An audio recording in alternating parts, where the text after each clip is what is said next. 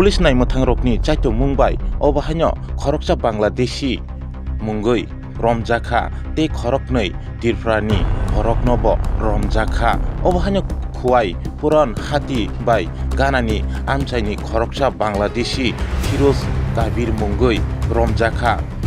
Police রকনি tei chaitongmung obahani raida sayatei obahake yaktun khlainai tirprao tongo bangladeshi rokno chubanai hinei obahai khorok neino romabai belaikino tabuk pulis rokni action hai goba yapiri kra romabai belaikino bolai jangnai mangti kasau thakya obahani tabuk borokno dorbar nogoti sanani bagai kok saiknarka naimthang khorni ojama bosi tam kok saka khanawi naidi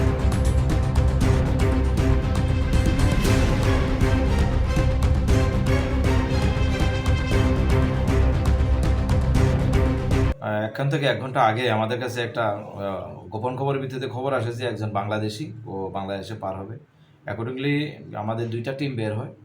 SI Manojit দেববর্মার নেতৃত্বে এবং আরেকদিকে SI Madan সরকারের নেতৃত্বে। তো আমরা যথারীতি একটা লোককে যখন সন্দেহজনক ঘোরাঘুরি যখন করছিল পুরান বাজার সাইড এরিয়াতে, সঙ্গে সঙ্গে তাকে আমরা ডিটেইন করার পরে যখন জিজ্ঞেস করি সে বলছে যে আমি বাংলাদেশি। তার নাম হচ্ছে মোহাম্মদ ফিরোজ কবির, বাবার নাম মোহাম্মদ ইমরান আলী, টিকরামপুর রাজশাহী বিভাগের, আর জেলা হচ্ছে চাঁপাইনবাবগঞ্জ বাংলাদেশ। তো